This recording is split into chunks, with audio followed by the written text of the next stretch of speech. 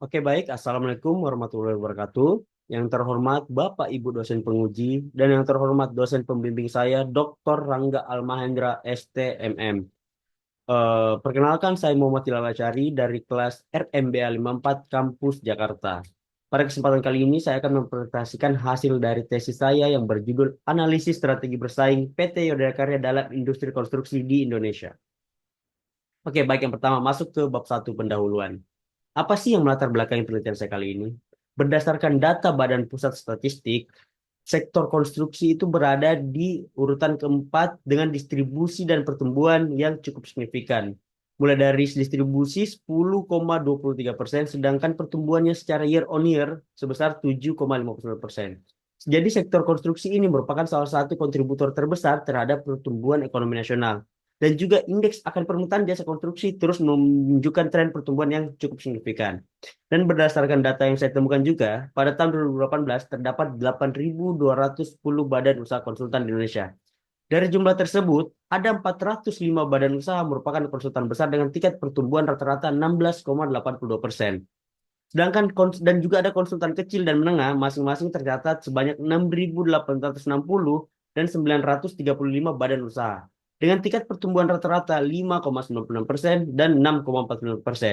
Maka dari itu, Yodaya Karya menghadapi tantangan yang cukup signifikan dengan meningkatnya pesaing lokal maupun internasional, serta pemberlakuan regulasi yang dikeluarkan oleh pemerintah mengenai kemungkinannya keterlibatan perusahaan asing dalam proyek-proyek konstruksi nasional.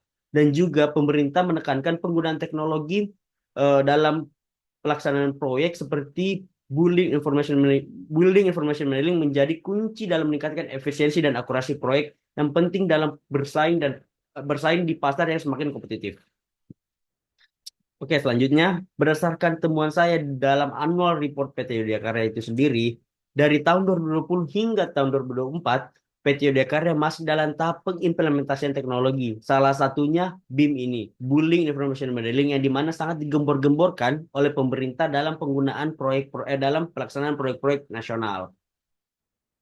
Apa yang menjadi rumusan masalah saya pada penelitian kali ini? PT Udakara menghadapi tantangan karena beberapa dari klien PT Udakara itu tersendiri kurang tertarik dengan penawaran yang diberikan oleh perusahaan disebabkan kurangnya integrasi teknologi dalam pelaksanaan proyek. Maka dari itu, beberapa klien-klien Yodaya Karya beralih kepada para pesaingnya, yang di mana pesaing-pesaing mereka itu menawarkan teknologi-teknologi yang sudah mutakhir.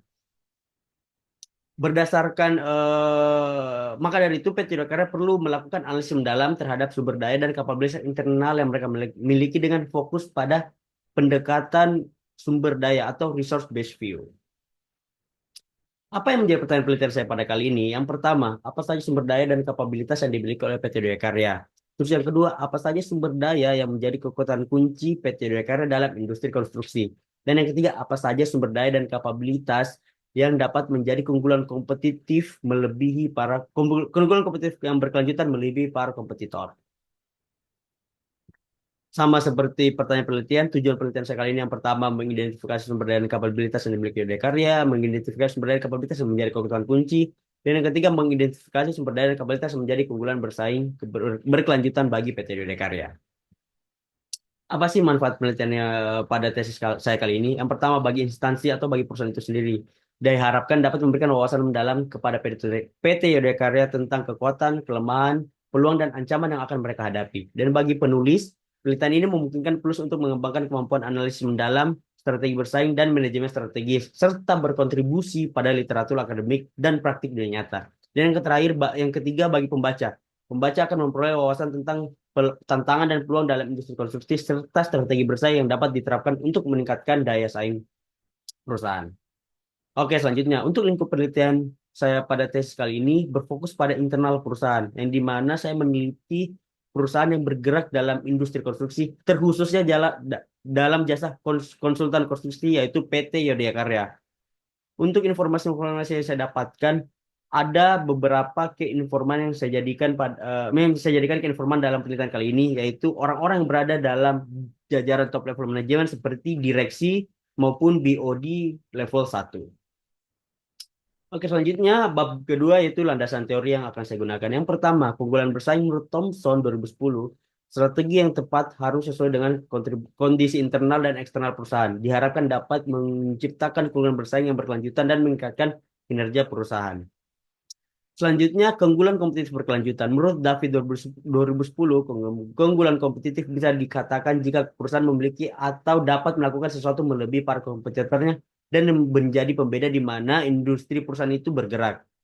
Dan yang ketiga ada pendekatan berbasis sumber daya.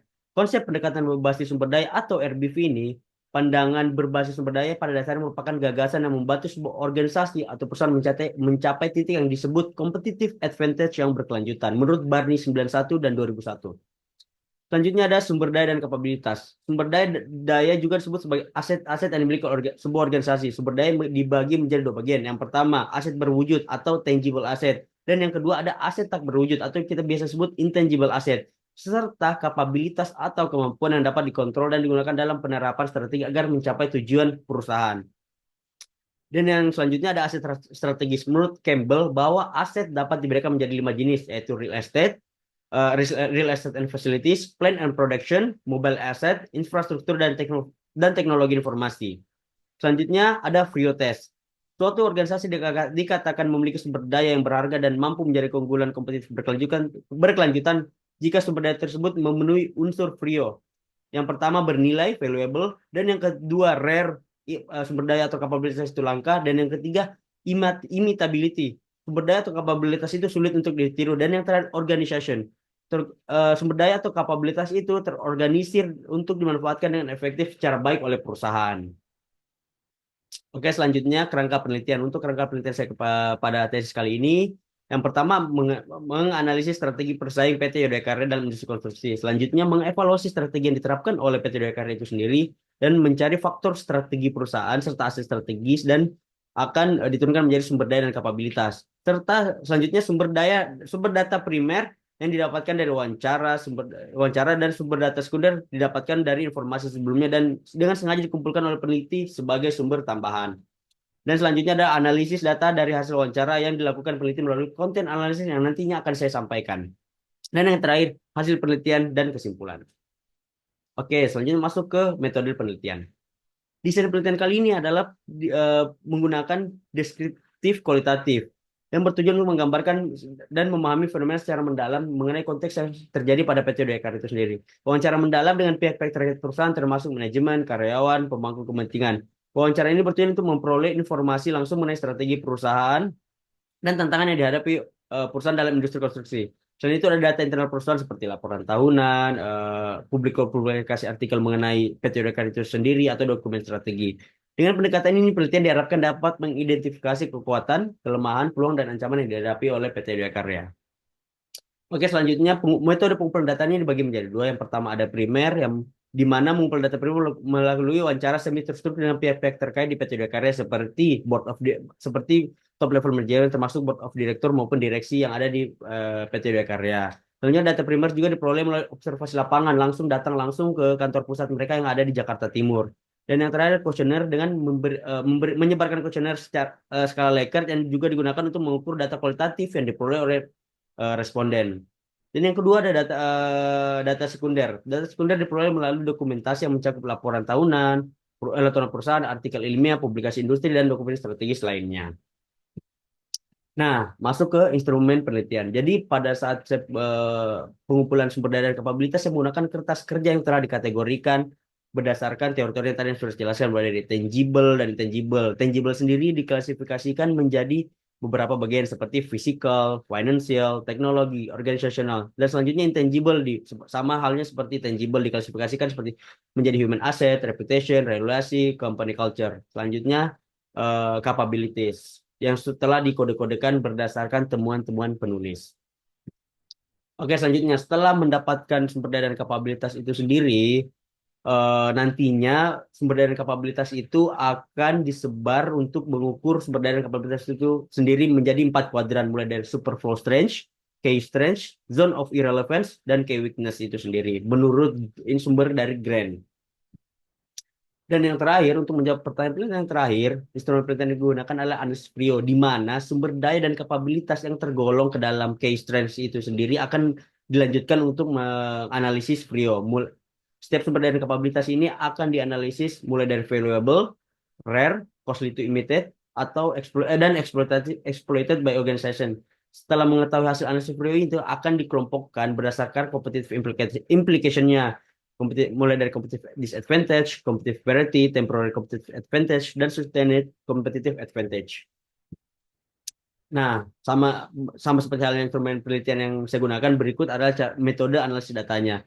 Yang pertama, sumber daya dan kapabilitas tersebut dinilai tingkat kepentingannya dan tingkat kekuatan relatifnya dengan memberikan nilai antara 1 sampai 5, di mana nilai 1 itu mengartikan nilai terendah dan 5 mengartikan nilai tertinggi. Hasil dari penghitungan rata-ratanya. Kuesioner kedua menggunakan uji analisis Frio untuk mengidentifikasi kompetensi inti PTDW karya yang dapat dikembangkan menjadi keunggulan bersaing berkelanjutan. Jadi responden diminta mengkonfirmasi apakah sumber daya atau kapabilitas tersebut berharga, langka, sulit ditiru, dan sulit terorganisir dengan baik oleh perusahaan secara berurutan. Oke, dan selanjutnya bab 4 mengenai analisis dan pembahasan. Nah, setelah mendapatkan sumber daya dan kapabilitas yang telah diklasifikasikan dan dikategorikan, ditemukanlah seperti berikut. Oke, dan selanjutnya di berikut adalah daftar kapabilitas yang ditemukan oleh penulis.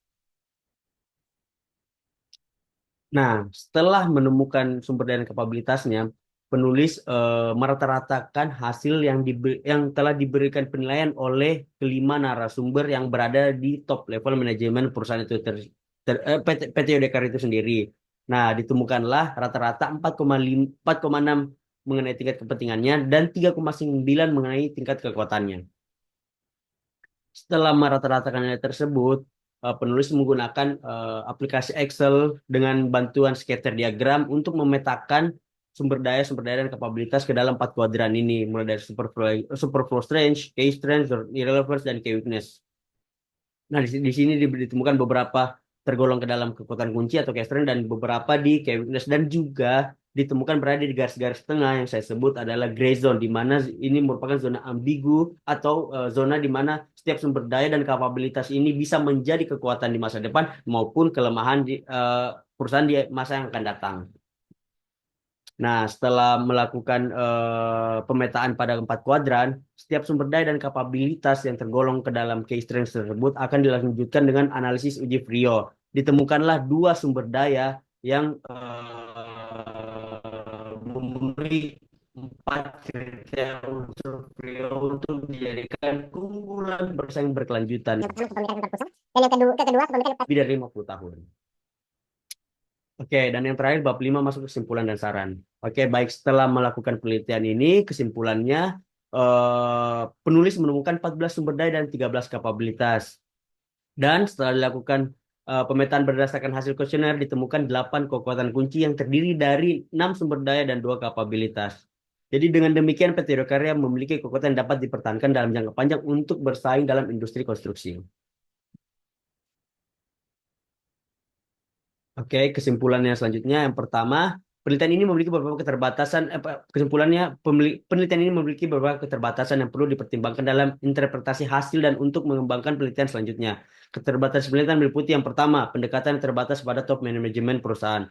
Terus yang kedua, keterbatasan dalam analisis keunggulan kompetitif berkelanjutan. Terus jumlah narasumber yang cukup terbatas. Dan yang keempat, ruang lingkup terbatas pada analisis internal. Dan yang kelima, akses terbatas pada informasi dan data rahasia yang dimiliki oleh perusahaan. Dan yang keenam, keterbatasan waktu dan akses narasumber di kantor PT Udaykarya. Oke, jadi penulis menyimpulkan dan akan memberikan saran. Yang pertama, saran bagi selanjutnya perluasan perspektif. Penelitian selanjutnya disarankan untuk mencakup perspektif eksternal termasuk wawancara dengan pihak luar perusahaan untuk memperoleh informasi yang lebih luas dan mengurangi bias subjektif. Jadi tidak hanya berfokus pada internal perusahaan saja.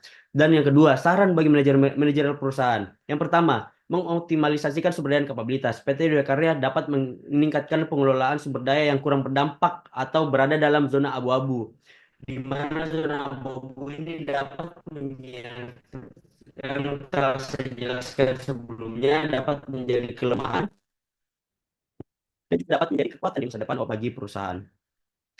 Oke, dan yang kedua, Oke, dan selanjutnya yang kedua, peningkatan sumber daya dan kapabilitas yang tergolong ke dalam key weakness. Dan berikut ada beberapa sumber daya dan kapabilitas yang tergolong dalam key weakness itu sendiri sebagai berikut.